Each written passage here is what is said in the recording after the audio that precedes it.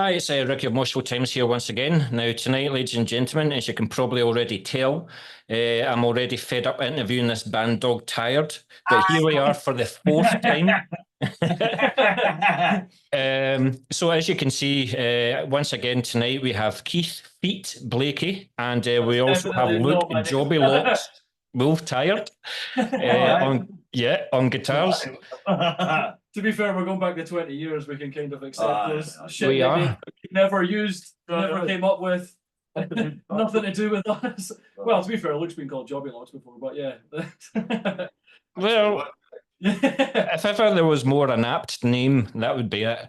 But yeah, so obviously we're here to celebrate your 20th anniversary as the band Dog Tired. But first, Keith, huge congratulations on Hammer winning Scottish Metal to the Masses, and you're going to be playing Bloodstock in a few weeks' time. So congratulations for that.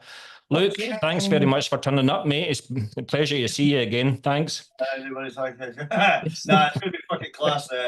Maybe down there as well. The whole troop's going down, and it's going to be fucking chaos. It's going to be class. So they jam in the same room as us. So I was clocking the set, and I was like, "Oh, yeah. Are you sure that you should play that song now?" It's going to be banging. Half an hour of sheer fucking like Texas Chainsaw Massacre, vile, ugly metal. That's what it should be. So. He's going to be absolutely raging tonight. Straight from the get-go. Yeah, but you know, like that's the second year in a row I've been a judge to that, and each band played a stellar set. Honestly, we were talking for like 20-25 minutes, but we all said the same band. And I must admit, that's the first time that I've seen you live, and within 30 seconds I went, that's a Bloodstock band. Even though all the other bands were great and they would all fit the bill, I just went, you guys are a Bloodstock band, so congratulations. Well done. I guess that's awesome that you going in not knowing who they were either, and just be like, hearing that Keith is a drummer like on the day and that, and being like, oh right, okay, and then just getting exploded of that in your face. It's class. I think me being the drummer takes some points off. So we still won despite that. As you can probably tell, ladies and gentlemen, I've got like 40 questions already, but we're already 10 minutes into this interview and I haven't even asked one yet. But the highlight of that night was seeing your mum moshing away Keith to you playing behind the kit. Absolutely brilliant. Yeah, Luke dragged her side stage and she thought you were taking her to show or something, and then you just put her side stage and she was like, uncomfortable. That's his man. No, it was class that they were there actually, like because they were at a lot of gigs, Dog Tired, like back in the day, and they were at like Bloodstock when we first played Bloodstock, and they're going to come and see Hammer for the first time we played as well, because they love to see it, and like they always enjoyed it, and we're always massively supportive, which I think is different to 90% of the metal scene. Like 90% of like parents and stuff like that. That's nice. Yeah, just like, oh god, when are you going to grow out of that? Oh well, we just have to deal with it then. I think it almost going to work the other way, that we kind of got your dad in the middle. I think his favourite song is Cemetery Gates, which is cool.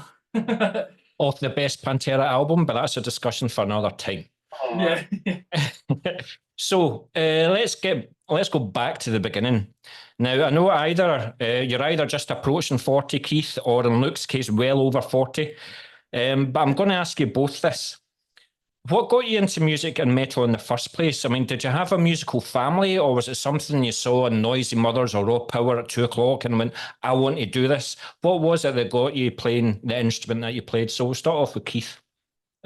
Weirdly, I think we're both similar in that it was my cousins that got me into it. So my cousins were into metal, and I sort of just heard it when I was at their houses and stuff like that. I got given a tape.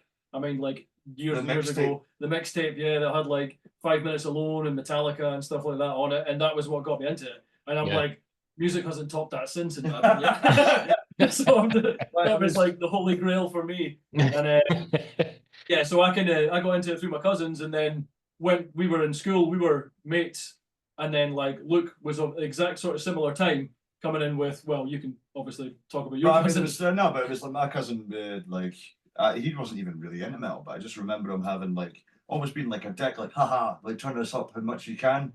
Yeah, it's like I think it was Sad But True, and it was just blaring, and I had no idea what it was, but I was just like, what is that? That's really cool. I want to know more about this. But then it was like Keith's cousin Neil and Uncle Callus as well, like Callus from my daughter, who's like 100 years old. Yeah. But he was like really key to like getting us into the metal because he was in a band with Keith's cousins at the time. Yeah. We must have been like what, 12 or something? Yeah, we like, must have been we were like 12. I remember Wow. you know, in primary school we used to have the BBC tape players. And everyone was like dancing on the last day of P7, like, hey, I think Blink-182 just came out or some shit. And we were literally just like the weird kids sitting there just listening to Justice for All and Burn My Eyes, like, yeah. On the BBC tape players, like, this is the last. It was amazing because you were finding a new amazing album every 5 seconds because at that point, like, so much good metal was already out and so much was just coming out. Yeah. We were, on the forefront of that. Yeah. Obviously talking about the Black Album, but the Black Album was all new to us. Everyone else was like, I can't believe they're not metal anymore. And we were like, this is amazing. Yeah. I still think it's like one of the ultimate gateway albums for anyone that's thinking about listening to metal. Yeah. Black Album's just like, it's just furious. Yeah, like, you know what I mean? And it's easy in hindsight to be like, oh, that's when they like kind of went downhill or sold out. But I mean, it helped me get into metal. And Justice is the best album, full stop. Yeah, I would agree. I think it's between that and Master for me, but Justice is. I kind of swapping between them. Yeah. Master, But Keith, did you always want to be a drummer, or did you try guitars first and you just couldn't pick it up, and then you thought, no, let's try drums? Well, it's not that I couldn't pick it up, but I did start on guitars. So me and Luke were in a band called Dregs before Dogtired. Well, I was going to come to this. Yeah, they were really heavy. We didn't know what death metal. We didn't know what death metal was, and then years later we were like, oh, we were death metal.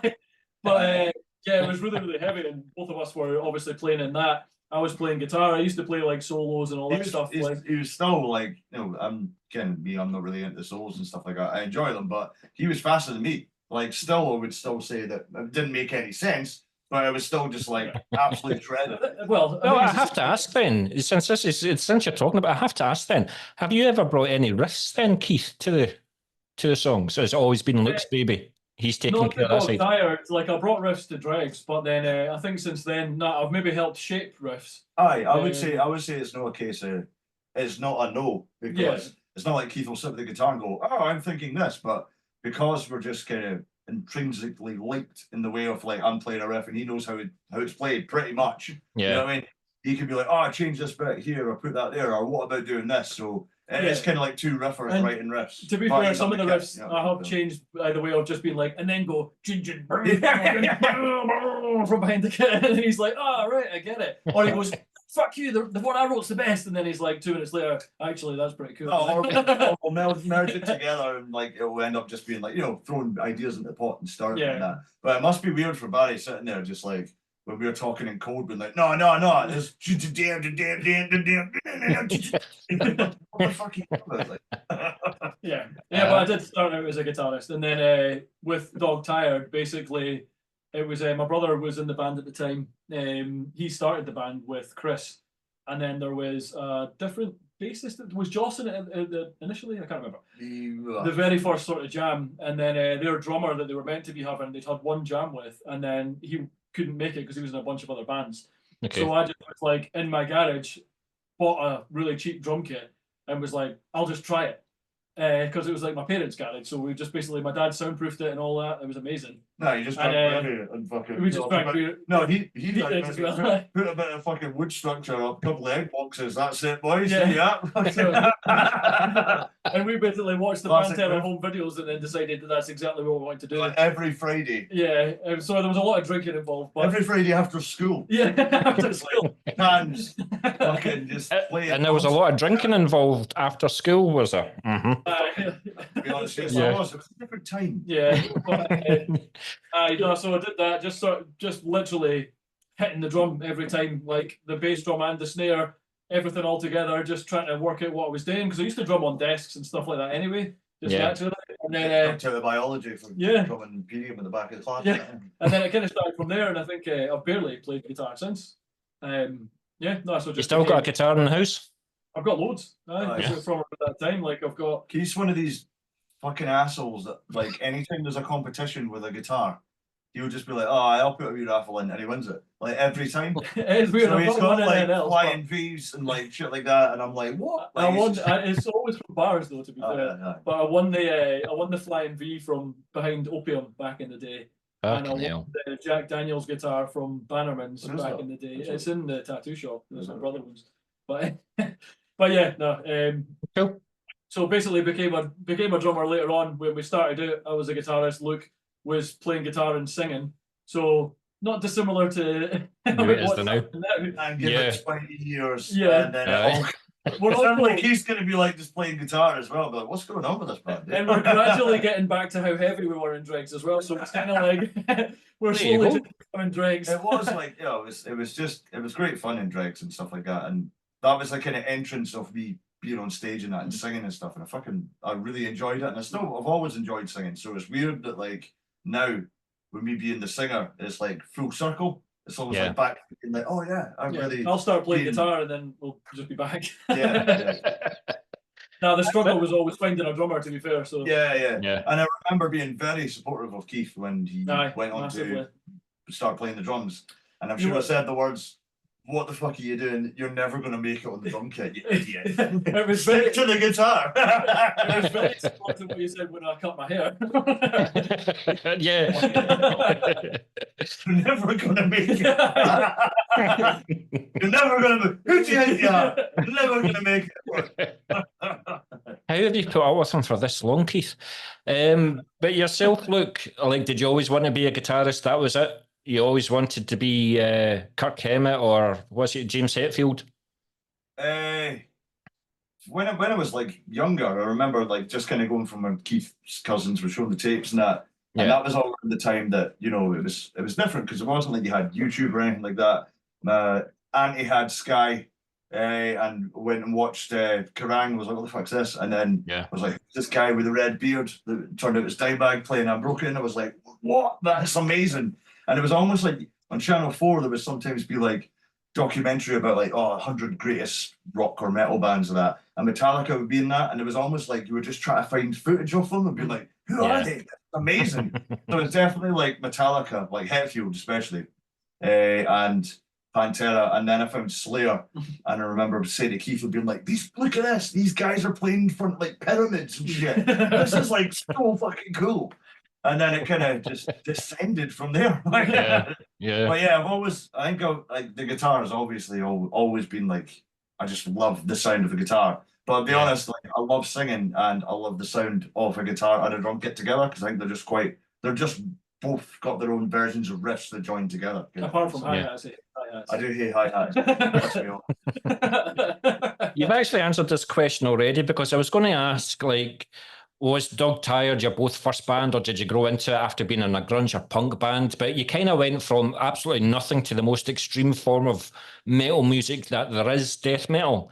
But did you? I mean, we started obviously like every band starts like by playing covers and stuff. Yeah. Like that, so, and we played it's a flats now in Pennycook. It was called West Street Hall. We called it the Mini Dome. Don't know why. No one ever knows why it was ever called the Mini Dome, but it was the hangout. And we played there, and Master Puppets was first, and I missed the first note. And then, dun, fuck! Dun, dun, dun. So that was the start of our career in music. No, but that was like first gig. 80 folk came along, so tickets are like £3 or something like that. Wow. Like, and that was like the buzz of like, you know, the guy, I think it was someone's dad, Dale's dad maybe, or stepdad, that was helping him with their PA and stuff.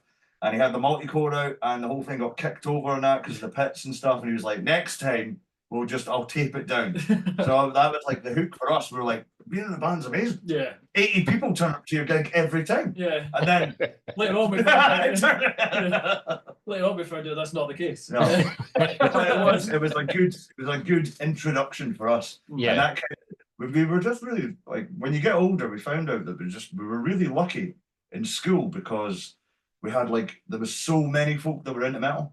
There was like the whole team of us that like we were just, you know, we were 15 playing gigs at the high school, And then we got banned from doing that because it was Wall of Death and stuff like that. Yeah. And everyone was drinking, obviously. So we just actually no one would help The us. So deputy head got stuck in that wall. we just started booking our own gigs. So we just booked our own gigs in random places that we could find or would allow. And just loads of people would turn up. So it was just like, that's what started off me kind of becoming a promoter and doing Bob Fest and stuff like that. Yeah. And I think that drive was really important for us to still be in a band now, because that's what we wanted to do. I think that drive maybe changed people in school as well, because when you see people now, a lot of them that were in it aren't in the metal anymore. And I'm kind of like, oh, I wonder if all those people, it was almost like the thing to fit in was to actually find it, because it was such a big crew of people. But it was amazing. Like, and that Wall of Death in school that the deputy head was going to the middle, he thought he'd parted the seas like Moses. He was like screaming down like, oh, stop this right now, because he'd heard about pits, and then we went, go, smash. This is what we do. Somebody filmed that. That must be about 22 years old or something like that. Someone filmed that. I'd love it. I had it. We did have it, yeah. I think it's like covered in beer or it's definitely from the flats. But you need to get it. You need to get it. But yeah, we're going to very simply go on the name of Dog-Tired now. Was it always going to be Dog-Tired? Did you have like half a dozen other names for the band, or was as soon as Keith said Dog-Tired, that's it, or was it Luke, Dog-Tired, that's it?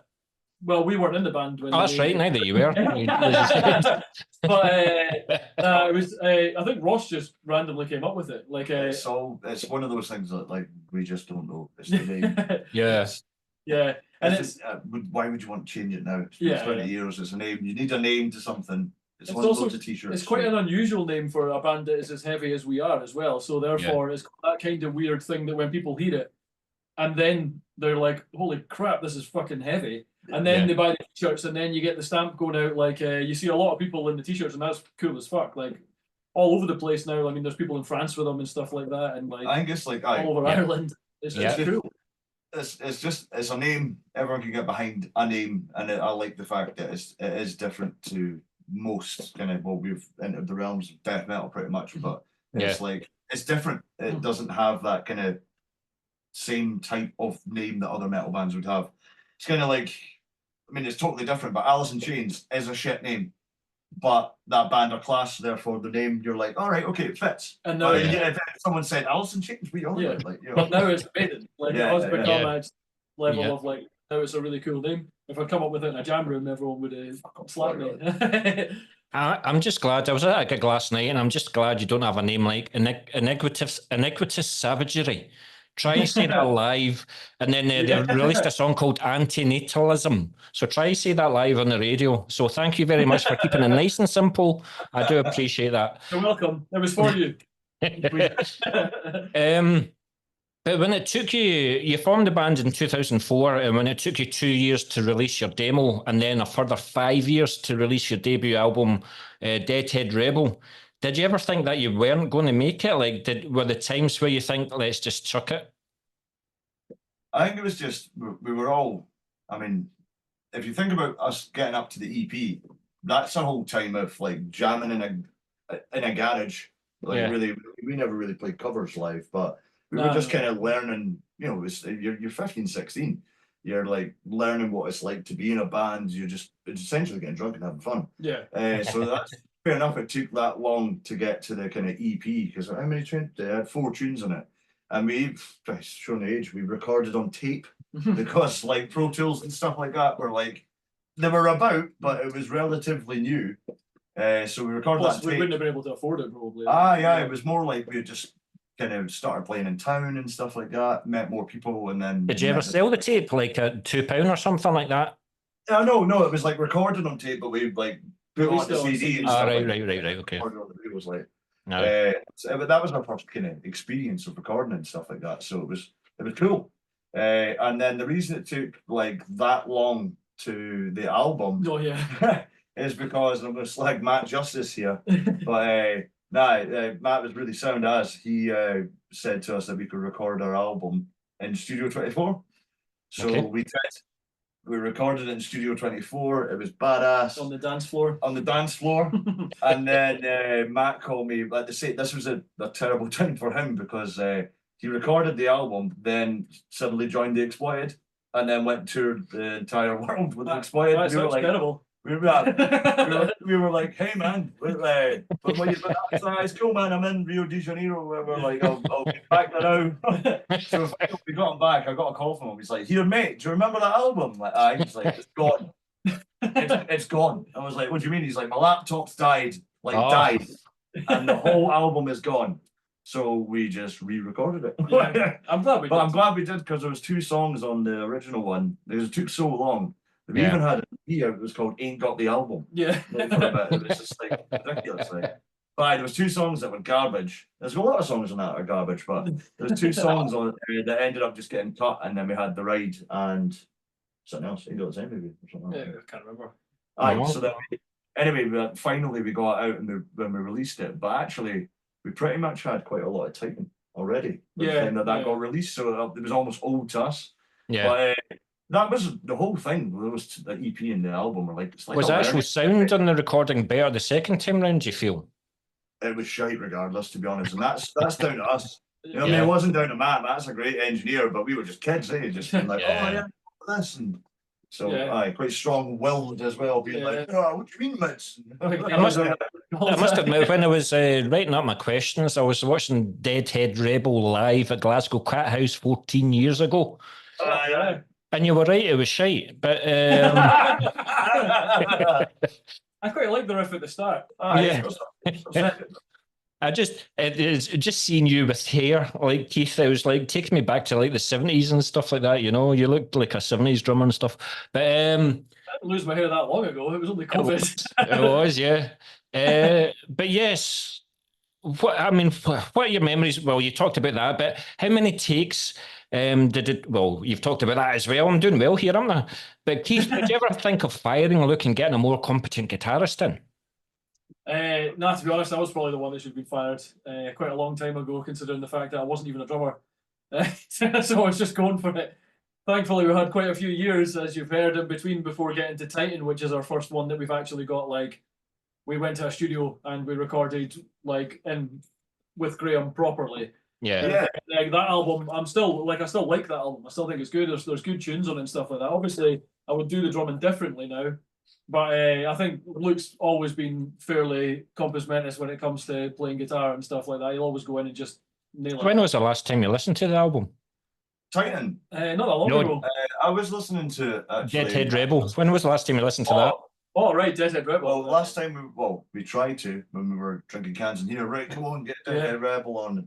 And then I don't know what's happened to the 2 discs that I've got, but it just doesn't seem to work anymore. Yeah, we took it out of the cellophane. Yeah, it just doesn't, nothing on it. It just it's age. I don't know. Steve Marshall from Boz has been asking for it forever, and I messaged him like, we found a copy of it. So's Tony, like, but we found a copy of it. I'll send it through to you. And then it just didn't load, and I think I ruined his dreams. Well, I mean, it's still like obviously it's dated. You know what I mean? But the fact that we were like 17, 18 and managed to get an entire album together. Yeah.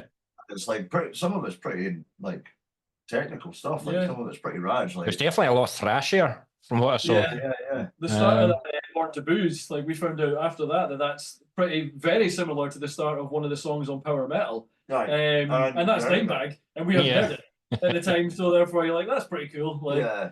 I mean, it's like I think it's what I think is from Titan is really when we were like, shit, we can do stuff. You know what I mean? Like as a band and travel down in England and go and do Bloodstock and stuff like that. So most people were probably in a different band, learning the ropes of being in a band, but we were just oddly enough in the same band. And because we were all friends, we all enjoyed hanging out and getting steaming and whatever, all that. So we're almost just like learning the ropes just as a crew and going out and playing gigs and stuff like that. But when it came to Titan, we were like, oh yeah, right, okay, we can really do something with this. And I think even Deadhead Rebel, was that not the 4 of us?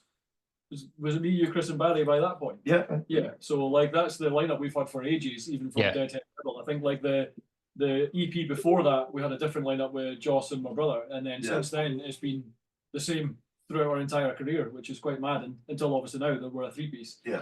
Power trio, as we like to call it. Do you know something? One of the reasons why I hate interviewing you is because you keep on answering my next half dozen questions. You bastards, I hate you. Ask them anyway.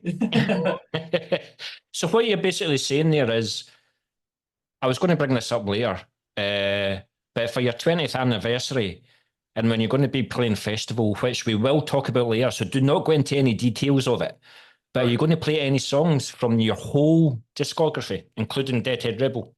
So we were jamming last week, and Barry, to be fair, came up with, we were thinking, of course we're going to play some old stuff because it's the 20th anniversary. There might be songs that we'll play that we might not ever play again. Or maybe we haven't played them in about 10 years. But Barry came up with the class idea that it's going to be kind of like Dog-Tired Time Machine through the ages. So, yeah. Journey through time, ladies and gentlemen. Just do me a favour, don't play the album in full though, okay? Just the one song.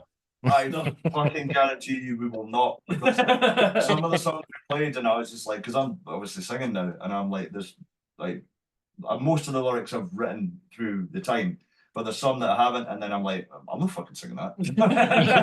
It just doesn't even make any sense to do that anymore. But there are some like absolute cherries that that we really want to pick out and be like, almost playing them because we want to play them and because they're great, but also there'll be hopefully a lot of people that were there, that's right, 15 years ago that are like, I would love to hear that song again. I haven't heard it since I was yay high, and I want to play them again. Well, I'm glad I wasn't there 20 years ago because I didn't want to hear that shit, but you've improved a lot since then. Yeah, we were thinking about a poll, but we changed our mind because we know that everyone would just pick all the songs from the first EP, all the songs from Deadhead Rebel, and make us play them all.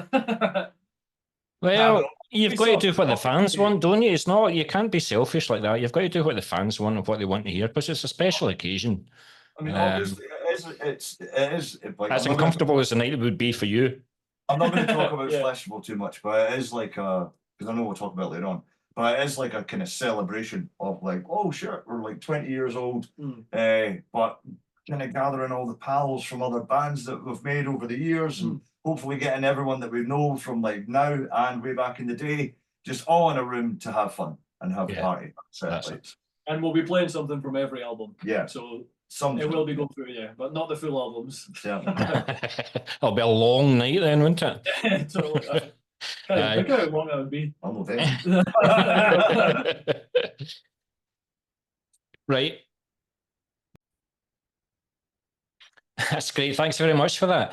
But when you done Deadhead Rebel and then you went into like Titan and your next albums, what experiences did you take from the recording of Deadhead Rebel, and what did you learn not to do, for example, and also experience that you also took forward to Titan right up to the Red Verse? What would you say that you learned between each recording?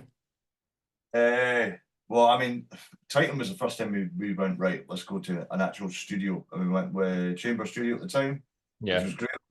And it was class, and it was a big comfy couch and stuff like that, and that type of We've made it. Yeah, big boys. Everyone has that, oh God, we're in a recording studio type thing. And it was really like, I love recording. I mean, yeah, it's stressful and stuff like that, but I really enjoyed that experience.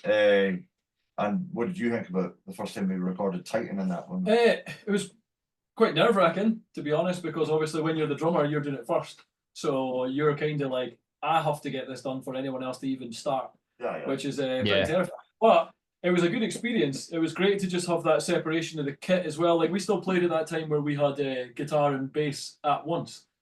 Where the three people would play and you'd play through the whole album, and if one of you's messed up, you had to restart, kind of thing. Yeah. Wow. And we definitely learned. Were there a few tempers? Yeah. Yeah, but like that, it was fine because we used to play stuff quite like our music was easier at that time than it is now. So therefore, you weren't quite as worried about making mistakes, and it had quite a natural feel about it. So it was good, and it worked for the time. I definitely learned just probably before or just after that, but from Rune Master, don't record drunk.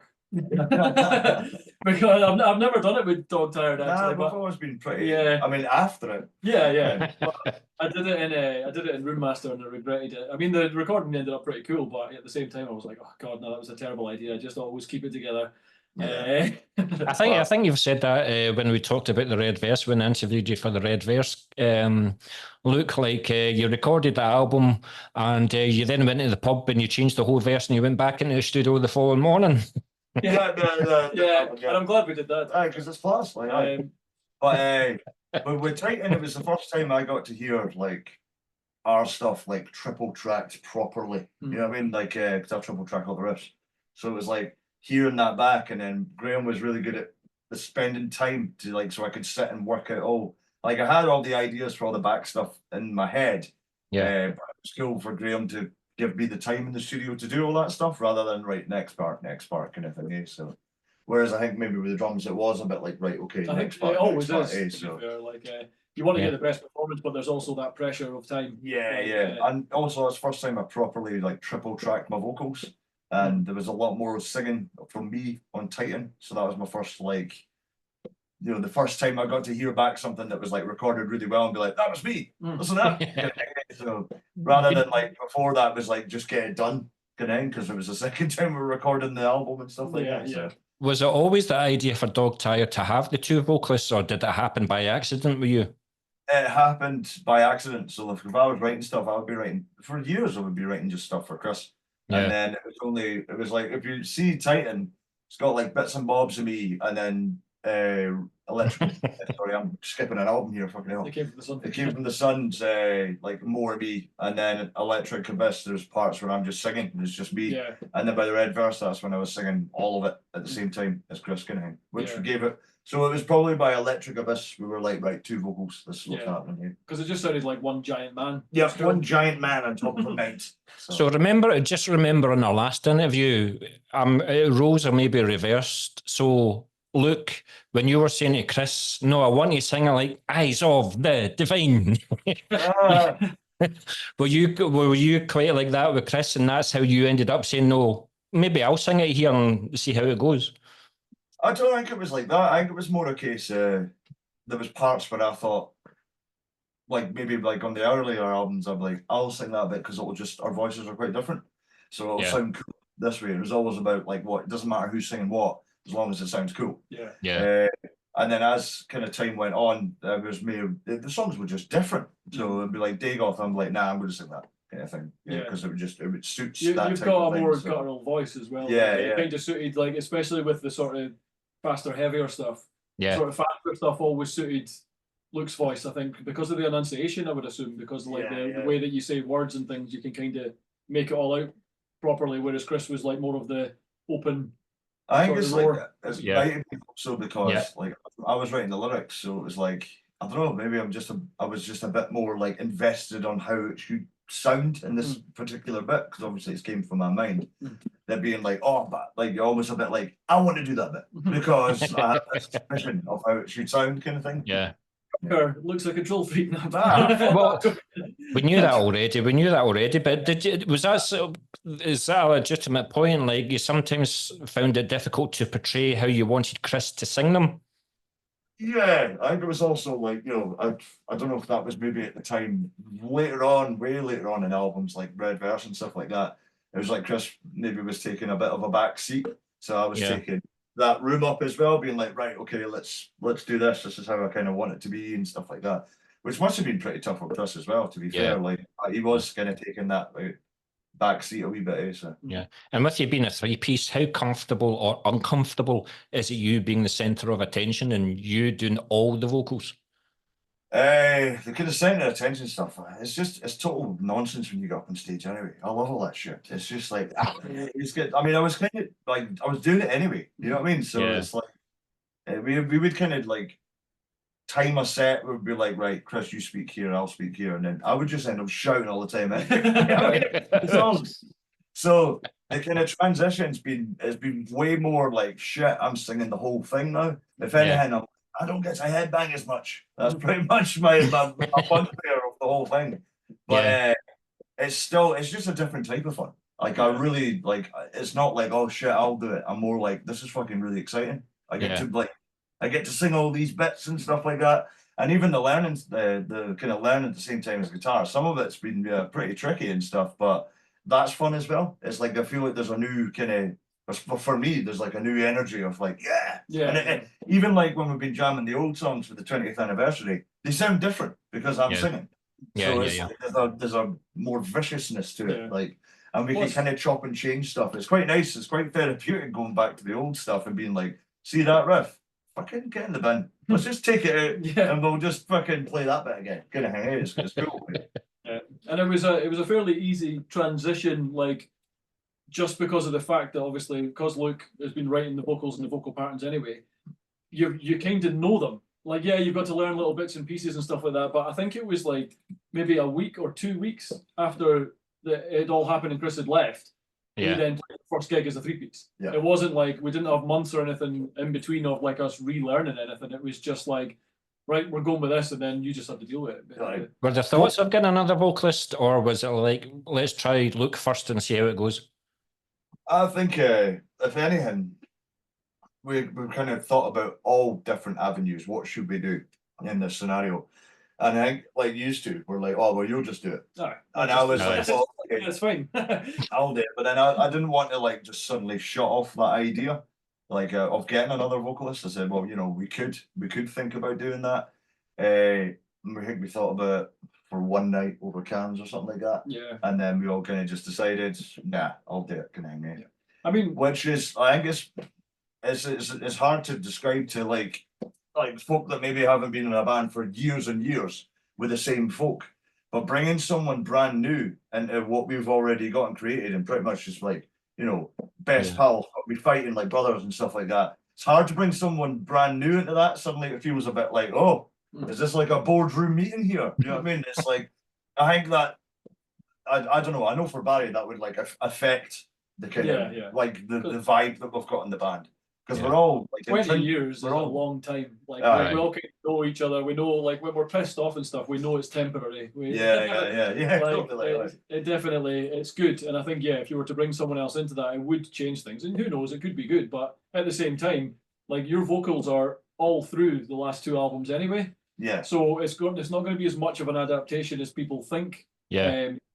Like, though I think when you hear the next album, that'll be the point where people sort of realize, oh, okay, they're still like, or to see us live. Because we've had a lot of people saying that, like, they're still an absolute force, and that's what you want. Yeah. From what you've said, it seems to be like a lot of the major decisions within the band are under the influence of alcohol. Certainly not. Not as much as it used to be. But also, I mean, that's the best time when you get to chat. Right? Because you feel brave and you just say what you feel, don't you? But sometimes that's the best way. But you kind of do that anyway, to be honest. Alcohol, just tell each other what's what kind of thing, like, and that's that makes for a healthy relationship in a band. Absolutely. Never mean marriage, but relationship in a band I'll give you. But I do worry when I see a 3-piece live. Because see, when the guitarist plays like a lead and stuff like that, and there's no background riff and stuff, it empties. It just sounds empty. So thankfully, Dog-Tired are not a lead influenced band. Really, you don't like leads. We've not changed any instruments. Yeah, it's still the exact same. So the only thing is the vocals. So we've always been a 3-piece, and like instrument wise. So therefore, you've always heard it's always been the same. Yeah. So because like I think people would worry about that, but you're just kind of like, well, no, it's exactly the same. Like there's literally no change apart from the fact that we're probably going heavier. If anything. Well, also going back to that, like it. The first gig we played, the one that's a 3-piece. What was nice is I was up in Aberdeen in this great park, and they filmed the whole set and they send it to us. So we got the whole set filmed.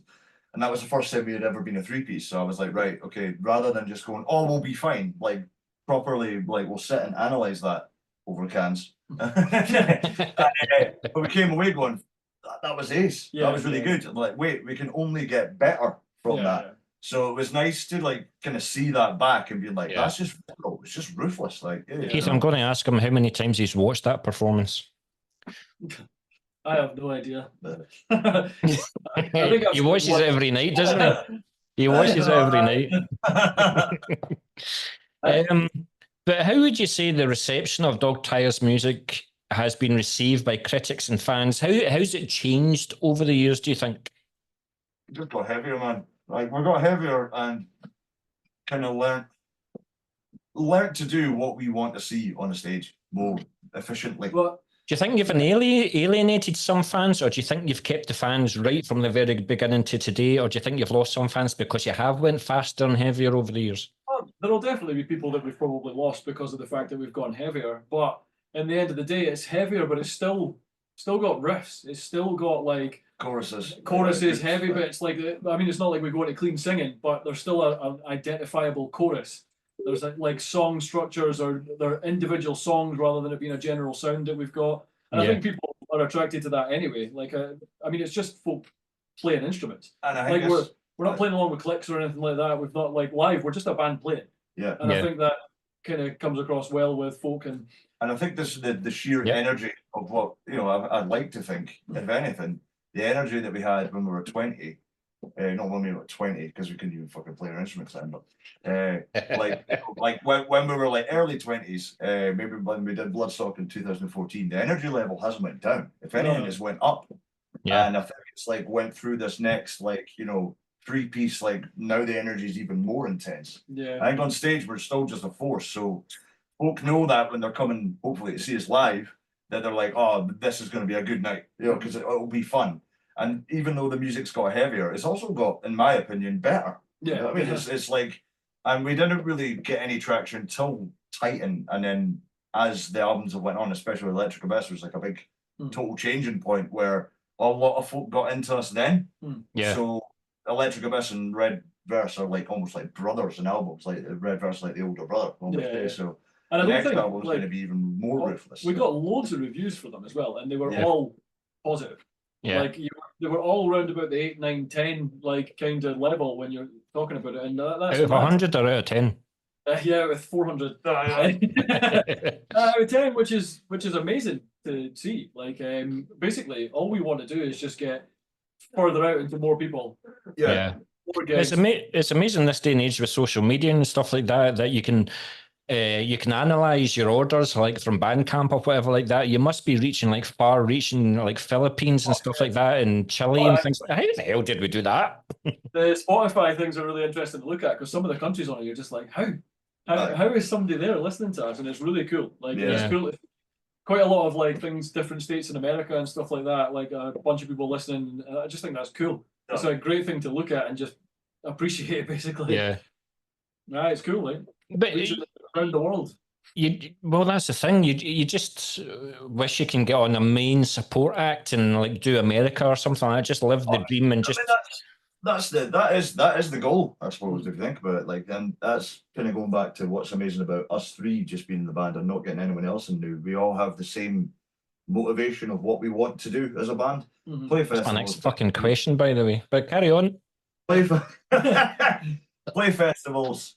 Play in front of as many people as we possibly can get in a room to showcase our riffs and travel. And that's it. It's not about, I mean, if you get into this music business for money, you're an idiot. You know what I mean? Yeah. Have you ever had the opportunity of playing like Germany? Yeah, I can't disclose, but yes, we are playing. Because you would go down a fucking storm over there. I mean, that's not being super secret about that, but we're doing the European chat tour this year later on. So. We'll save that for the next interview once it's been officially announced and stuff like that. Right. Okay, we've got this tour coming up for you. But yes. Another thing with that is I think it helps that we're all willing to like go through shit. Like, we would happily go and travel and sleep on floors, sleep in vans, like. And I think if you bring in another member for that, they might not be as willing. Yeah. Like, I think the whole idea, if we were to get a 2-week tour, we would happily live in squalor. Yeah. As long as we were doing the tour. And I think just knowing that all your members are up for that and up for being financially destitute. Yeah. It's quite a good thing to know. You're totally right. That's so important in being in a band. It's don't be like, oh, well, if it's not like, you know, at least a 3-star hotel, I'm not playing. It's like, fucking play the gig, man. You know what I mean? Like sleep where you can. You know what I mean? Just a question that's popped in my head. With the production and everything that you had with the red verse, is there anything in your back catalogue that you wish, if you had the opportunity to re-record, what album would it be? Or was there some aspect of Titan, for example, you wish the sound was better for the drums or whatever? Are we going to say this at the same time? Yeah, I've got one that I was definite about, and that's Came From the Sun. Yeah. I would really like to re-record that album just because of the fact that I don't think it quite hit the sound that we were going for. I think I would love to just do it again, because I think the songs on it, there's loads of class songs on that, and there's loads of songs that there's songs we still play. Like Maruta, for example, we'll play that in sets and things like that, and It Came From the Sun itself. And I think there's a lot of strong songs on it. I just would like it to be, like, I kind of want the drums to be a bit more present, and I would like the guitar to be more chunky. Yeah, do you think that was Luke, Keith? Do you think that was Luke saying, "No, turn the drums down, turn the guitar up"? Nah. On that album, there was actually a problem with getting the guitar tone. Yeah. We like fought with it with different amps for ages, and I think you're obviously paying for studio time. I think we could have just done with a wee bit more time. Yeah. I ended up using some other Les Paul that wasn't mine for one of the tracks, and it's like, as I said, I like the triple track, and it's like the thicker in the middle, and it just has this like almost overtone that's just, I don't know, I just don't really like it. Now do you? Yeah. And the songs are so banging that like and also it feels like the first song, I mean all the songs are great, but it's like the sound gets better through the album, which I like. They need that consistency. But there's some songs in that I'd love to go back and record, but it's just about that, like, do we want to record old songs again, or should we just leave them as they are and focus on new stuff? It's, it's a bit like there's always an option. There's an option, it may be. Like, we're writing new stuff anyway, so we can always see what comes. The reason I ask that is because I interviewed Ingested and asked them like if they had an opportunity to do it, and they went Disruption, and it was something like 15 years ago and stuff like that. They would love to do that again, but they might be more in a financial position because they've got a record label behind them to do that. But you guys just love being independent, DIY. You do everything yourselves. You don't need, as much as a record label would be great, you don't need them. Yeah, we do get a lot of help, to be fair. But from people that we're mates with. Like that's it. DIY, absolutely. Alan Swan is a massive help. Duncan Mountain as well. Mark Hewitt is always helping us. Well, I have to ask. With oh Christ, I forgot the name of the song. It was the Grey Sky, right? And then you've got the song from the red verse being the Red Sky. Are we going to have a blue sky fucking next, or what's going to happen here? Because Electric Abyss was blue, so so we can't. Well, we can't do that then. Is it pink? No. To go with the light behind you. We do have a colour in mind. Yeah, but I think the next album will be completely different. Like those albums were almost like in sequence. They had that whole feeling of like the Electric Abyss was almost like the approach to the abyss, and then the Red Verse was like after it. Yeah, it was after before he died. Yeah. Whereas the new one, I think we're just gonna, I don't know, kind of just totally, because it is 3 pieces, totally different. We'll change it up, more visceral. Like it'll just, we've got a colour in mind. You gonna have a wee growl in there, Luke? A growl? Nah. It's just clean singing. Just balance. Balance about being a dad. That's it. You're bringing the voice of an angel to Dog Tired. That's great. That's great. It's the truth. That'll be the third. But I know the answer to this, and I'm sure your listeners know the answer to this, and you're probably fed up answering this as well. But how has Dog's Tired sound evolved over the past 20 years? And do you think it's got much heavier and faster due to your own personal taste in music? Or is it more of a, Luke, you want to push Keith to the limits every time, and Keith, you want to push Luke to the limits every time? Nah, it's not about pushing the limits. If anything, Keith's like he was the one that brought in the, like, what's it called? That's Blasted. But it's that fucking specific. Yeah, I can never remember what it's like. I like it, and then over time he wore me down. I was like, actually, that's really cool. In fact, I've got this idea for next one. But it's. I mean, we still listen to the same stuff we listened to when we were kids as well, and also loads and loads of new stuff. So I think it's just naturally whatever we are listening to is we're trying to form and write music that is the band that if we walked into a venue and saw them playing, we'd be like, fuck, that's class. I want to, who are they? It's exactly what we want to do and what we want to see as well. And that just naturally evolves to become evil. I mean, there's probably part of it, this ability as well. Like, for example, there's things that I can do on the drums now that I could never have done on Titan.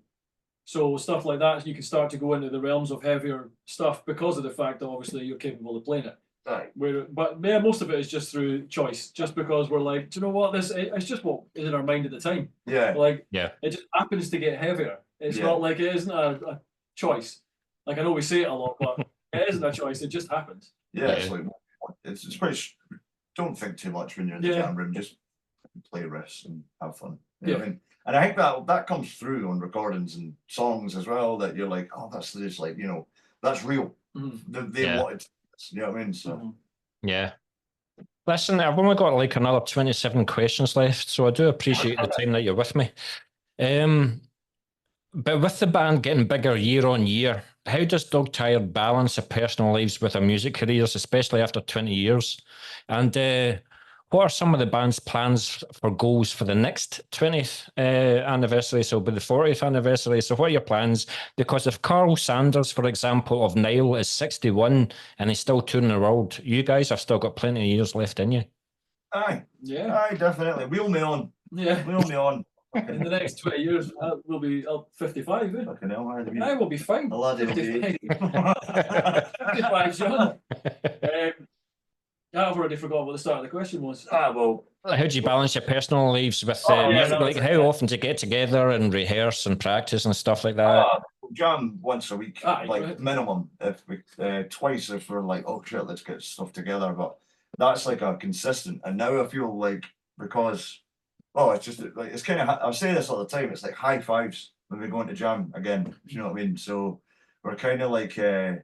It's just like we strive to get there because it's a nice part of our week when we're like, right, cool, we'll get in, we'll write tunes and we'll jam through the sets and stuff like that. Yeah. But it's it's just like any other band or any other dudes that are doing what we were doing. Sometimes balancing it's brutal. You know what I mean? Like my life's changed a wee bit. I've got a wee guy, wee baby. I'm sure Barry will be raging. He'll be like, Barry hates him because he cancelled the Irish tour because he came a little bit earlier than he was meant to. No, he's I mean, the guy missed 2 gigs in 18 years, so he's equally getting thrown out the band, is he not? Exactly. He's get your jaws. It can be hard to balance, especially with like holidays and weekends more than anything, because obviously if you've got a bunch of gigs, you tend to do them on weekends, like the Weekend Warrior tours, and then you're taking up your holidays to do that, but it's worth it. Yeah, like totally. it's class, especially if you're going abroad with a band. Like, what a way to go abroad! You're not just seeing a country the way that it is as a tourist. You're seeing a country and actually playing there and kind of seeing a bit of local life of like metalheads and stuff. It's great. Like, it's worth it. Basically. Yeah, no, totally. But look, now the wee man is how old is he? He's 8 months now. 8 months. Well, now surely she can look after him after this length of time, and you can go and do what you want. So get a week's tour, 2 weeks tour booked. Aye, that's the way it goes. Aye. No, but it's fine. It's just this video. It's just different. It's just different, and it's just you just deal with it, kind of thing. Yeah. Like we're all in the band because we want to be, and we want to just create. It's like everything in life, isn't it? You've just got to adapt. Yeah, that's it. It's just an adapting game, So yeah. I've only got like a couple of questions left before I've got a number of questions that are just light-hearted fun. All right. Okay. So how would you say? Sorry, man. Can we pause this so I can just run and get another juice because I'm fucking thirsty. That's great. Thanks very much for that.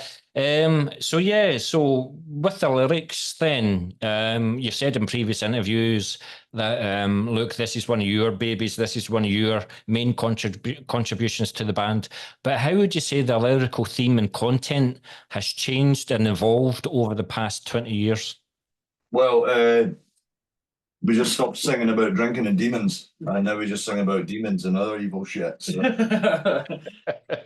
But, like back in the day, we had songs like called Born to Booze, which is absolutely amazing to sing when you're 18 years old. And we lived it out. And then... is that not the Dogtired anthem? Would that not be the classic Dogtired anthem, no? Yeah, definitely. just different riffs. That's right, mate. But like just you get a bit older and you read more stuff and you get into. I mean, I've always been a massive fan of just 80s horror movies and just like essentially horror, right? Reading loads of it as Aliens. What else have you got behind you? Yeah, oh, that's the full collection. Yeah.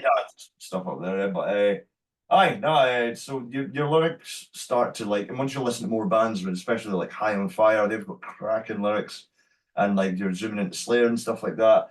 It's like you just want to sing about other stuff other than drinking and demons. So that's when we started to like, rather than like, oh, let's take, for instance, Cthulhu as like an example, rather than just singing about Cthulhu, which has been done 100 times.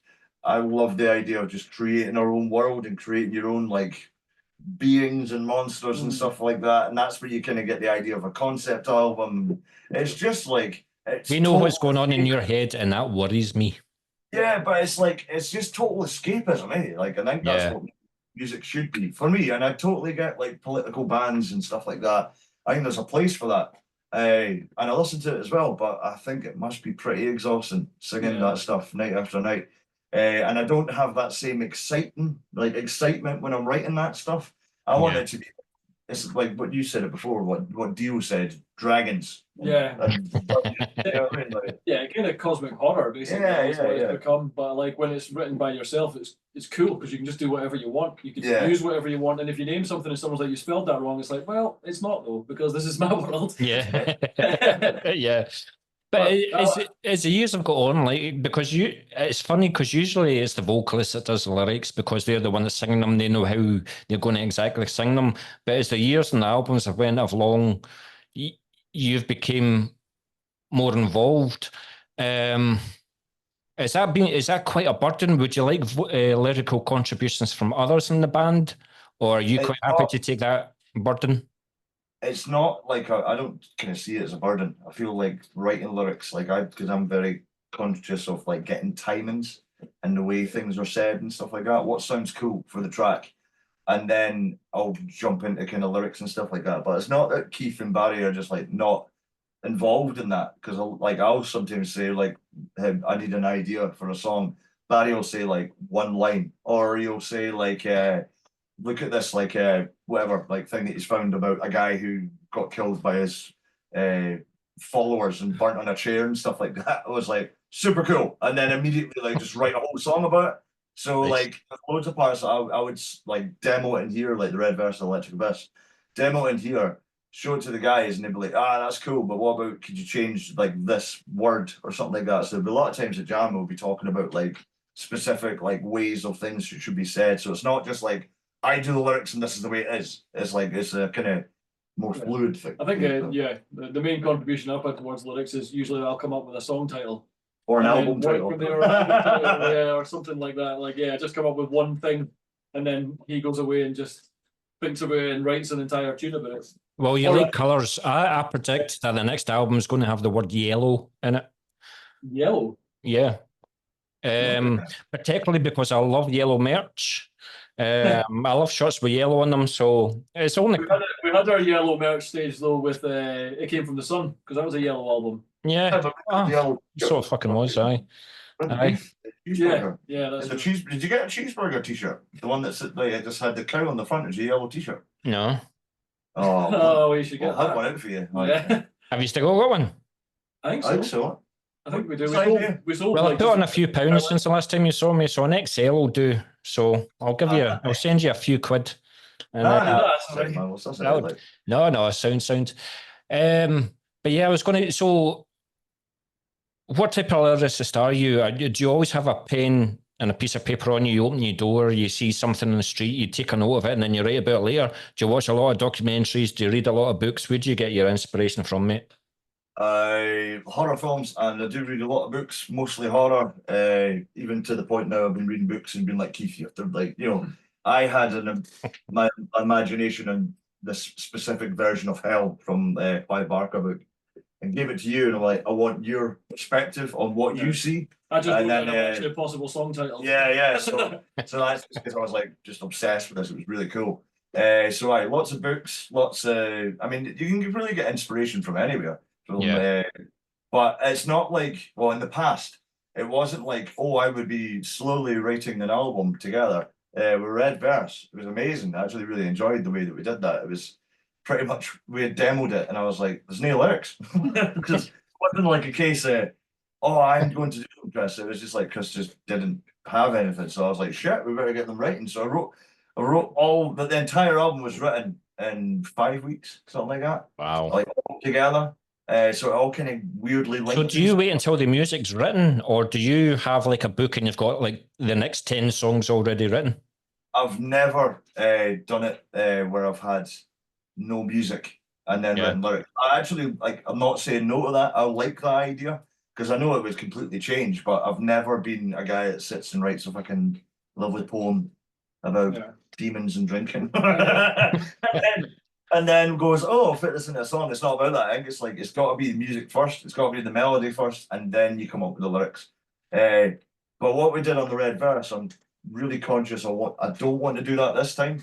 I want to kind of write lyrics as I go. So we've got like 4 new tunes sitting there, and I'm like, right, I'm just trying to find time to like sit and have that like couple of cans, like writing some lyrics.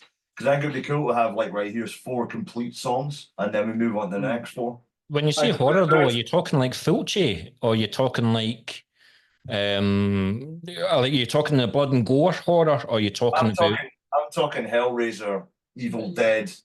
More ominous horror, I would say. Yeah. No, but like I grew up on all that shit. That kind of evil vibe. Yeah, and you just like everything can give you like subject matter. Like Eyes of the Divine's a good example of the first line of the chorus, the born to murder the world.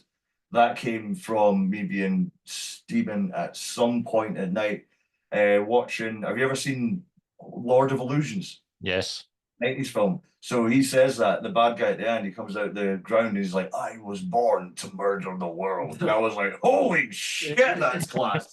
So like I had the kind of chorus timing, but I wrote that and then just created something completely different around that. That kind of started me off. So I was like, right, cool. And then just created this whole thing about the pale man scouring the earth, cutting out the... Do you know what's funny? You're a riff machine. You're constantly writing lyrics. You're getting steaming a lot. Do you know your child's name? You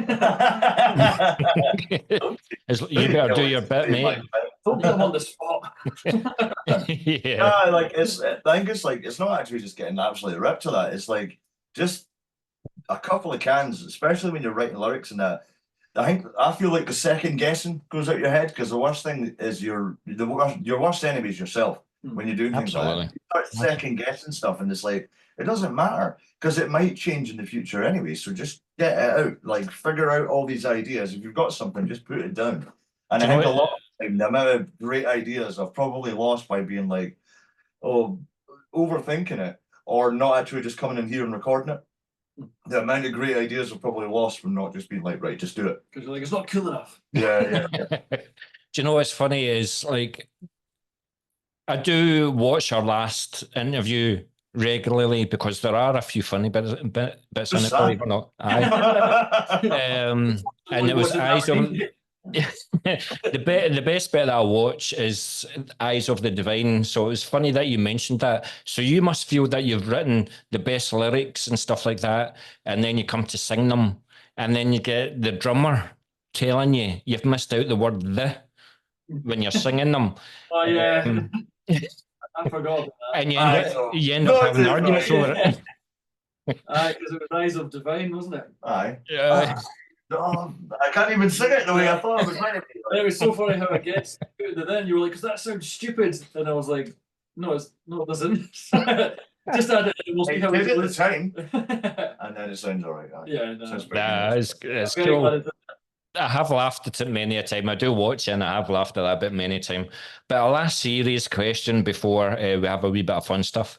Apart from the year that you played Bloodstock in 21, you released a single. But every other release that you've done is an album. Why?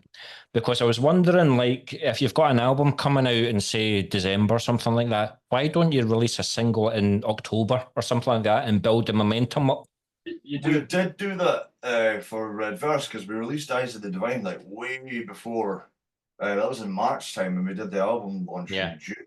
Yeah. So we did do Eyes and then we did do Mars and then the album launch came out. But even the plan before that, we just didn't really get around to it. Was another video as well. But the thing is, we still love albums. I know they're a dying thing these days, but I love an album. An album's got like a start, middle, and end. It's like, I know I'm sounding like it's just frustrating because you take 4 years to release the album. It's just part of the process. I know. I know. Well, like Angus also, you can. Do you feel like you've built the momentum? You released an album, you've got the momentum, but then your fans are like fed up waiting because it's going to be like another 4 years, rather than what if you released an EP in between your albums, for example?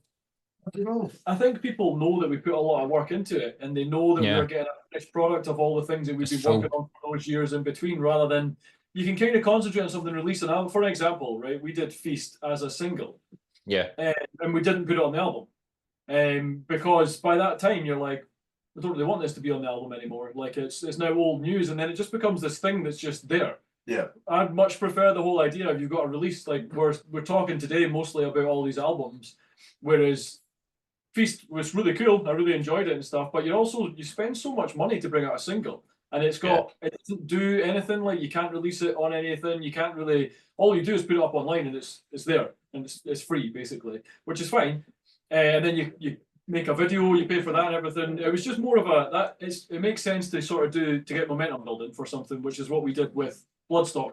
Because Bloodstock had been delayed by years because of COVID, originally we got it off the back of Electric Abyss. Yeah. So we were supposed to be playing it the year after we'd released that, so it's kind of still part of that momentum. And then obviously COVID hit, so it got delayed, and we ended up playing in 2021. So we thought it's probably better to have something current so that you can kind of push it at the time. So it's the only thing that we've kind of thought we should do this because there has been too long a period. Plus, we had like Feast just kicking about at the same time as like Eyes and Mars, and we were like, well, no, because we want those songs on the album.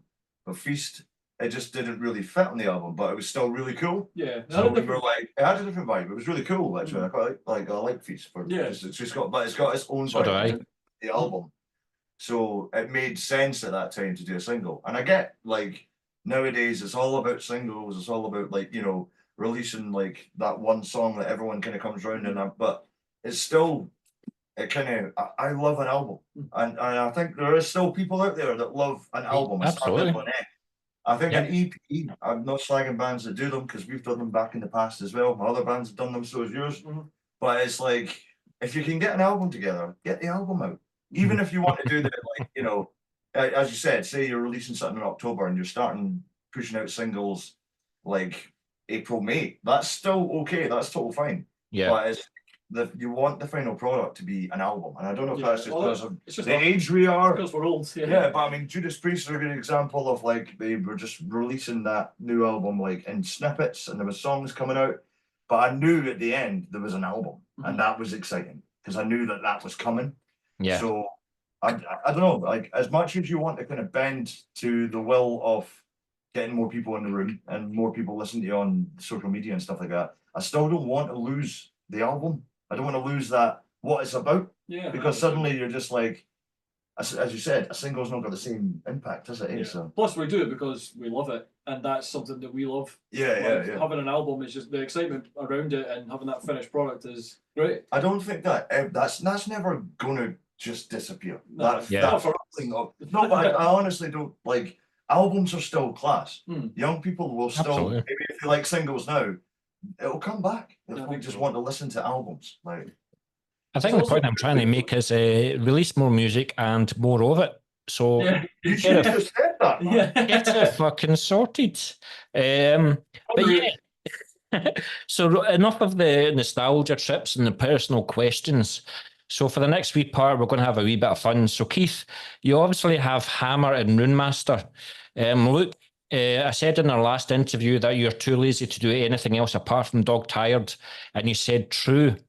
So why did you lie to me? So what would you like to talk about Anaxor? Anaxor, yeah. So I fucking loved Anaxor, but we just, as a band, didn't have time to kind of do it because we're all really busy doing other stuff. We were all in different bands, but it was a great band, absolute power metal on steroids.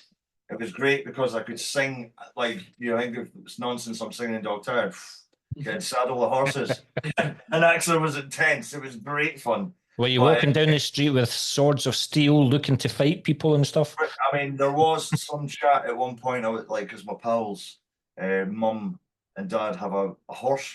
I was like, mate, get me a chainmail vest and a burning torch, and we'll do a video with a horse. That was the type of band it was. It was great fun. I didn't realise it was that type of video. Just a chainmail, nothing on the bottom half. I thought they were still active, and they're not still on the go. Nah, man, we released like sum it up how an Axer was.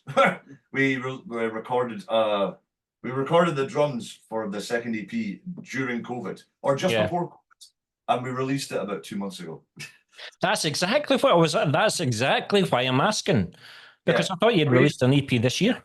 We had, yeah, but the reason we did it is actually just because it was there, and it sounds great that even though we can't jam and the band's kind of not a band anymore, we're really proud of that. So we just wanted to get it out so it can be timeless in Spotify, the Spotify world. So you're just a Dragon Force wannabe, but never mind. So you guys are headlining. This is a question for you both, and I'll go to Keith first. You're headlining and you're playing an 8 to 10 song set. So what's the song off the set list that you're looking forward to playing the most, and why? I can't say that. We can't tell a set. Yeah, hello. No, yeah. So just any of the gigs that you played, you've got an 8 to 10 song set, but it might be fifth on the set list. What's the one that you're looking forward to playing most? And one of my favorites is the Red Verse, the tune, because it's just like, it's quite a long song, but it's like that slow build up constantly to the ridiculous end where there's not even any vocals. It's just this whole ending section of just riffs. That's the best bit. You don't have to listen to Luke. Pretty much. Well, it's a bit, one of the best bits for me as well, because it's like I can be like, my work here is done. Yeah. And usually that's when you've got people on side in that as well, so folk are going to go and rage, and you can just play riffs at the end of the set and just blast in people's faces, and it's got that. It's like a really infectious riff at the end of that as well. So you're basically telling me that the best Dog Tired song on the set list for you is an instrumental? It's not instrumental. It's got vocals. They just go towards the end. And to be fair, the vocals are class on it, and I have to play kicks that are so unbelievably fast that it's fucking difficult, so I shouldn't enjoy the song. Yeah. But I think that's probably my favourite one to play. Cool. What about yourself, Luke? I'm looking forward to actually just whipping out some of the older ones, just because, as I was saying before, it sounds like it just sounds different because I'm singing it. So I'm like suddenly singing songs that we played 10, 15 years ago. So is it like a new lease of life for you then? Yeah, I mean, it's not like we're going to just, we'll just whip out the old songs all the time now. It's more just like it's a special event. We're going to do this, and I just think it'll work really cool. I got to go down like a storm. I got to be really good, like. Yeah. See, when you play the debut album, I'll probably be at the bar, and then I'll come back for the next song. Is that okay? Just to let you know, it's a brief moment. Yeah. But also talking about the 20-year anniversary, are you going to do something special? Are you going to do like a box set or anything like that? Or are you going to do like a special release or something? Well, we've not got... I think the special thing to me is the fact that we've managed to wangle all these bands from 3-4 different countries that are all our pals. Just to say that's my next fucking question, but carry on. Into the same building at the same time. I mean, we've got like Tent and Slug coming along from Ireland. We've got Death Awaits boys from France that we've made like, proper pals with. Razor Sharp Death Lizard, who are absolutely amazing. And I've been on tour with them before in Ireland because of class. We've got Souls of Jack Ketch, who are the baldest band in the world. And they're just great guys from Newcastle. We're actually playing with them before it as well. So there's like a kind of running 20th anniversary tour when we're playing little buildings for them in Newcastle. Then Death Awaits are playing Glasgow. And then everyone's coming for the Rammy. But we've also got like old pals like Melted Messiah, like Mark. Yeah, Mark's brilliant, isn't he? Mark's been there since like, we knew Mark 15 years ago when we were like playing in Dunfermline and stuff like that. So it's just great to have him along. He still wears the same wellies. I know, but like Certain Death, it was properly amazing to get them on the bill because they were literally at like our first Bobfest like 21 years ago. It'd be like We've been pals that long, and it's just been like it was chaos then, and it's chaos now, and it's just been a long time since we've been kind of on the same bill where it's been under the banner of like let's get steaming. You know what I mean? So quite fairly similar with Disposable as well, because they've been around for a lot of the time that we've been in a band. So I remember booking Disposables. It was our first show in Banshee at Hellraiser, and the drummer got KB'd, and he didn't have his ID on him. I think he was 17. I can't remember. Aye, so they were on like later on the night, and then they had to play first, and then the drummer had to leave. It's like, you know, I mean, we've known them that long, so it's like it's great to have like Disposable because they're great bunch of lads on the bill. And who else? Brain Bath. Brain Bath, like they've just I've kept Kendo for years, and I kept some of them in other bands back in the day, but when we played with them at Red Crust. That's exactly what I was going to say, because I'm in a chat group with Kendo and quite a few other death metal bands, and he said a band that stood out at that festival was Dog Tired. Oh, that's classic. But it's like I've seen them at that show. They were just fury. It was amazing. Death metal. And I was just like, exactly what I wanted to hear at that specific time. And it was cool because they hung out after and like chatting away and drinking cans and that. So it was great to get them on the bill because I wanted that. They're like, in my eyes, one of the ultimate leaders of the kind of death metal charge that's happening on the West Coast, which is fucking class to see. So absolutely. And who's closing out your festival? So the idea is, I know you're making a wee joke there, gosh, but we're actually playing like at 9 till 10. Then it stops at LaBelle and then just going to Banshees, because I've worked in Banshees for about 12, 13 years, like doing Hellraiser. So obviously we want it to be LaBelle, but I'm like, I want Banshee to be part of the 20th anniversary as well. So it's Brain Bath and Razor Sharp in there. Now, Brain Bath and Banshees will be fucking mental. You know what I mean? That'll be like the ceiling will be dripping. It'll be like trash. And then Razor Sharp are finishing it. Yeah. Amazing as well. Have I mentioned all the bands? The 10 of them? I think so. Big thing is getting Death Awaits and 10 as well. Like, well, there is a band you've not mentioned, but we've mentioned them enough in this. Hammer. And these boys are also playing that. So how will you be at the end of the night playing a double set? Drunk. Nah, I think I should be all right. There's a gap between them. Man. I've not done it in a while. There's a time that I played with all three bands, and that was brutal. But I think it should hopefully be all right. We'll see. But it will be. It's going to be class because it'll be Disposable and Hammer coming off from that, like the Bloodstock High, and then it'll be like going into this as well. So I think it'll just be ace because we'll all have seen each other at Bloodstock, and then just a Hammer. I know he's sitting here, but they're furious. They're amazing. So it's Jim's really like, I don't know. It just feels all connected again, and it's just like. Visceral and ugly and evil. Is it Mike, the vocalist? Jim. Fucking hell. This track down was good, by the way. He's contacted me, so I will be playing the single on the 25th, not this Thursday, but my next Thursday. I will be playing your latest single. I will be playing your latest single, mate. And I did also say we will arrange a Hammer interview before Bloodstock. So sorry, Luke, you're not invited. That's fine. No, sorry, oh, you can come on if you want and just be a groupie. It's fine. That's as attractive as the groupies get. But going back to Festival then, what time is it open? But more importantly, where could we get the tickets? So the tickets are on Skiddle, and they are currently like the early bird tickets are like 14 quid plus booking. I was going to say it was quite cheap for like 10 bands, like. Aye, the thing is, it's about balancing that out, and I'm a firm believer of I want everyone to turn up, and I don't want to rip folk off. You know what I mean? I think it's got to be fair. As long as you break even, you don't care. Yeah, exactly. And it's like, of course, we're like, as a promoter, I would like more than that, but I just want to get people in the door, and I know it's really difficult for folk now, where just cost of living crisis and all that, because it does have a massive effect. So Are you doing it in the Fringe? Is that the Fringe as well? during the Fringe, aye. So what's it going to be like? Excuse me, Keith, when you're going to have long-haired, bearded warriors walking along Princess Street and all the rest of it coming to your festival and stuff like that? Obviously, Keith doesn't apply.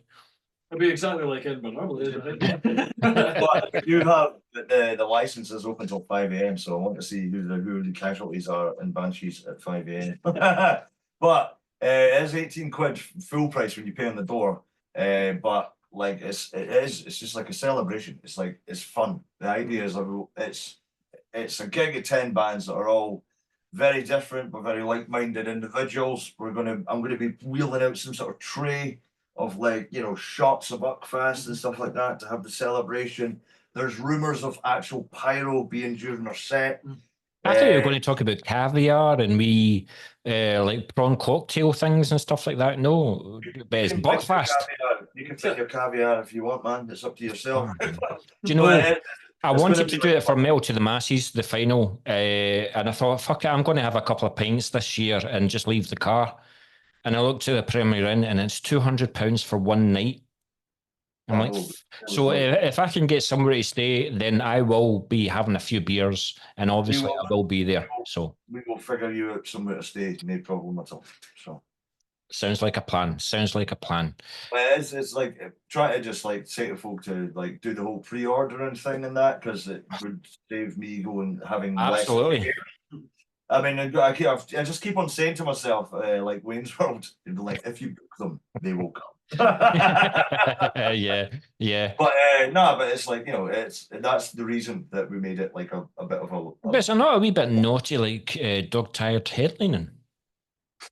Well, nah, because it's the 20th anniversary, so you know what I mean? Yeah, I mean, really? Okay. So that means that you're going to have to be sober before you go on stage at 10 o'clock at night. Yeah, but there's 2 bands on after us, so we've got plenty of time. But also, like, I've actually been, I think probably in the past 6-7 years and that, I'm barely drinking before a gig, if anything at all. Like, I actually, like, really like the feeling of, like, I'm just your eyes kind of tell different when you're on stage, by the way. I think folk just always think I'm on the gear. Actually, I'm just having a lot of fun. Listen, it's been an absolute pleasure talking to you. I've only got 2 questions left. But with doing this for 20 years, you can say that you're kind of veterans of the scene then. What advice would you give to the young bands, like if they were your age, what advice would you give to them? And what advice do you wish that you had listened to back in the day, if any? I would say the main bit of advice is just enjoy yourself. Everyone gets so like wound up in all the social media and stuff like that. It's important, but at the same time, just enjoy it. Go on stage, have fun. That's like the main thing that you want to do. I would say like advice is like do it for the right reasons. Do it because you want to do it and because it's fun. Because like if you're doing it for the I'll get money and it's I'm going to get all these hotels and this and that. It's like nah, not at all. Like it's tough. Yeah. But yeah, like so have you not trashed a hotel yet? No. Nah, I don't think I ever would, to be honest. Yeah, I'd just be like quite chuffed up in the hotel, you know what I mean? Like, yeah. And as I go, this is quite nice, eh? Yeah. So I wish I'd been told. I suppose probably even as a guitarist for the day, put some mids in there. Aye. Honestly, being 16 and playing like liquid rooms and the guy being like, turn up the mids, I'm like, fuck off. It's because you're still used to it sounding cool in your bedroom, like, you know what I mean? But, you know, the only other thing I'd say to like young folk getting into it is just be nice. You know what I mean? When you go into a venue and that, don't be an arsehole of the sound. Absolutely. Guy. Like, because it's like, do you know, like, being nice in life, like actually just, you don't know where that can get you. You know what I mean? So it can be like, it's always positive to do that. And go in like, you know, there for the right reasons. You're going in there to have fun. Alright, and concentrate on the positives. Like, yeah. Like you can find positives in every gig, even if one of them's terrible. You can still find good stuff in it, and that's what you concentrate on. Like, because you'll get done gigs throughout, like, and you'll get amazing gigs, and you kind of need to be able to enjoy them both. Aye. And enjoy just touring, like even just being in the van and stuff. It's fun. Like it is good. Whether you're playing to 10 people, 100 people, or 1,000 people, Aye, just have the time of your life. aye. Yeah, exactly. And I think people say, like, they have said to us before, like, oh, well, you look like you're having a lot of fun there. I was like, well, I was. I mean, because it is. It's what we want to You do. don't look at me. You don't look at me. But last question, if you had the opportunity of being on a tour supporting your idols, who would it be? So I'm thinking of a 3-band bill where you're in the middle, right? And you're supporting one of your idols, and I've got a funny feeling you're going to say Strapping Young Lads, but never mind. But you're in the middle.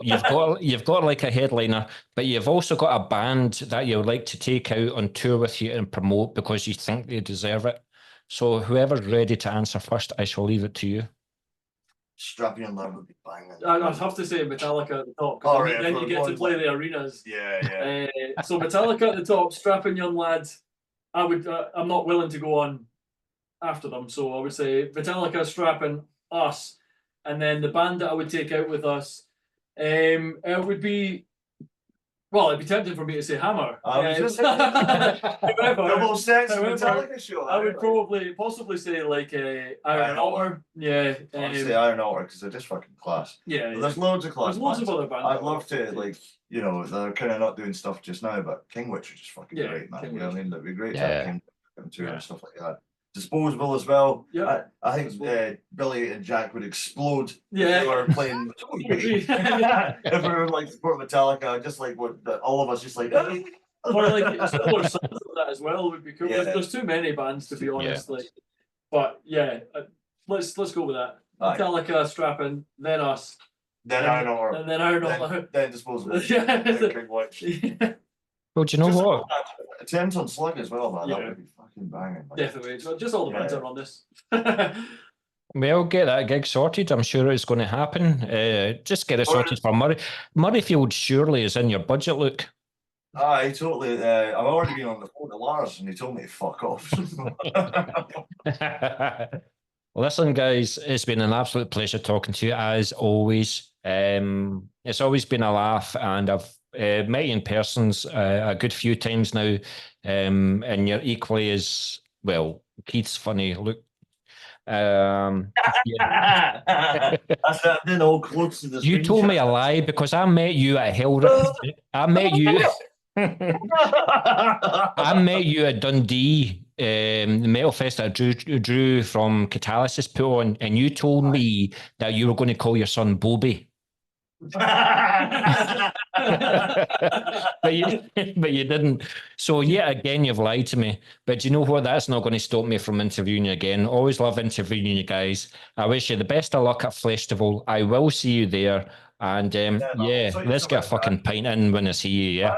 Totally. That sounds great, like. All right. I'll get you up on stage and be like, there he is. Yes, Moshville, come on, guys. You stand next to my mum. Yeah. How old is she? No, good stuff. Thanks very much, guys. Absolute pleasure. Much